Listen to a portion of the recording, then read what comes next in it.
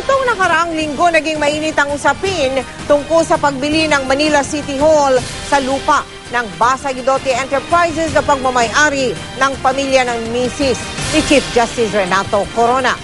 Kinwestiyon kasi kung bakit nakapangalan pa rin sa Basa Guidote Enterprises ang naturang lupa. Pero bukod po dyan, ang issue ay muling nagpainit sa hidwaan ni na Mayor Alfredo Lim at dating Mayor Lito Atienza. Nakatutok si Sherry Ann Torres, exclusive. Ito ang lupa sa kanto ng Legarda at Bustillo sa Maynila na binili ng lungsod noong 2001 mula sa Basa Guidote Enterprises, ang kumpanya ng pamilya na asawa ni Chief Justice Renato Corona. Ang 1,000 square meter na property binayaran ng 34.7 billion para paglipatan ng Sampaloc Market. Sa impeachment trial, lumabas na hanggang ngayon, nakapangalan pa rin sa Basa Guidote ang lupa pagkalipas ng 11 taon dahil may mga buwis pang hindi nababayaran ang nagbentang si Mrs. Cristina Corona. Ang meron lang kami nakitang kopya ay yung mga Xerox copies ng documents. Xerox copy ng title, Xerox copy ng deed of sale.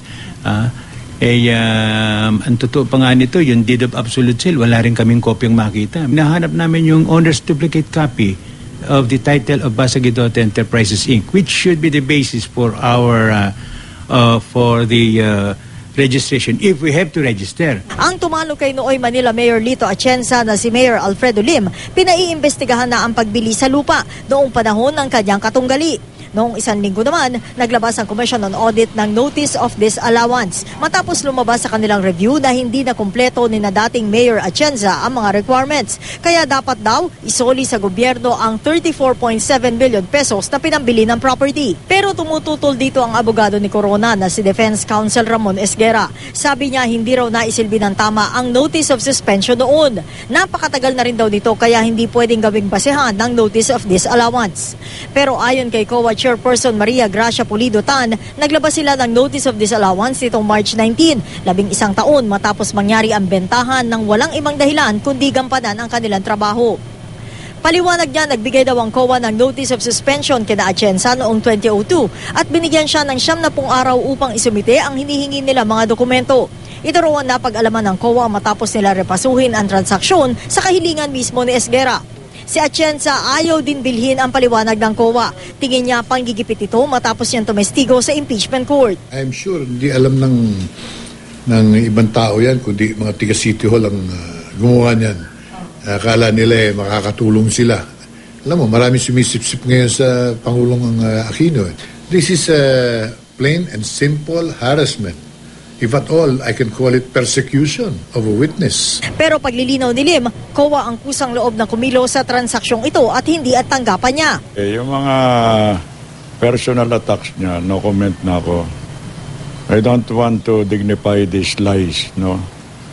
And also baseless comments. Hindi naman ako nagpapa-investigate. COA sent us a directive inquiring as to what happened the previous years yata yun, 2002. Sa dakong huli, kapwa nag-iwan na mensahe sina Atienza at Lim sa isa't isa. Ang aking mensahe kay Mayor Lim, imbis na pinagkakabalahan mo itong hindi mo malaman kung paano ka sisip-sip sa Pangulo. Ako'y malapit din sa pamilyang yan, pero huwag kang ganyan. Pag ukulan mo ng pansin, ang trabaho mo, nabubulok na Maynila. That is his opinion. He is entitled to his opinion. Anong koneksyon ng eleksyon dito sa investigasyon na nangyayari sa Senado? I don't see the point baka siya is injecting politics and everything. Nagsimula bilang magkaalyado sa politika nung kalagitnaan ng dekada 90. Pero ang alyansa ng isang Alfredo Lim at Lito Atienza unti-unting nabuwag pagsapit ng dekada 2000. At ngayon na mayroong usapin tungkol sa isang biniling lupa para pagdalhan sa bagong Sampaloc Market, muli na naman na umiinit ang issue sa pagitan ni Lito Atienza at ni Alfredo Lim na marami ang humuhula, malamang daw umabot pa hanggang 2013 elections. Sherry Ann Torres, Nakatutok, 24 Oras.